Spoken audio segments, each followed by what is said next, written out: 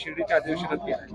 नाही, आता शेवटी असं आहे की तो त्यांच्या राष्ट्रवादी पक्षाच्या संदर्भामध्ये त्या शपथविधीच्या संदर्भात जगात जी माहिती आहे ती माहिती कधीतरी ते देत असतात.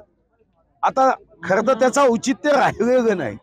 शपथविधी संपगा, आता आम्ही एकत्र आहो, नवीन सरकार आलं, खरी राष्ट्रवादी कोणाची हे जनतेने सिद्ध केलं, खरी शिवसेना कोणाची हे जनतेने सिद्ध केलं. आता जुन्या आठवणी काढून मला वाटतं की या विषयाच्या संदर्भात भाष्य करून कोणाचा फायदा होत असेल असं मला माहित नाही. अनेकदा लोकांना मी पाहतो जेव्हा बघायचं तेव्हा बघत नाही आणि नंतर कधीतरी आत्मचरित्र लिहितात आणि त्याला मला हे माहित होतं. या विषयावर मला व्यक्तिगत रीतीने वाटतं खरा देशभक्त, राष्ट्रभक्त, पक्षभक्त तो आहे, खरा निष्ठावान तो आहे की जेव्हा जे वाईट आहे ते तेव्हा जाहीरपणे सांगतो.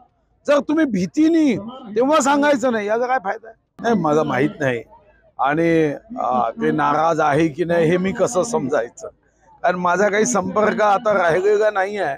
मी आपले आमदार म्हणून माझ्या मतदारसंघात जनतेची सेवा करण्याचा संकल्प घेऊन काम करतोय.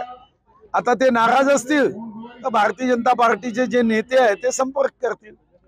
दुरान्वये माझा संबंध ना उत्तराशी आहे ना कृतीशी आहे.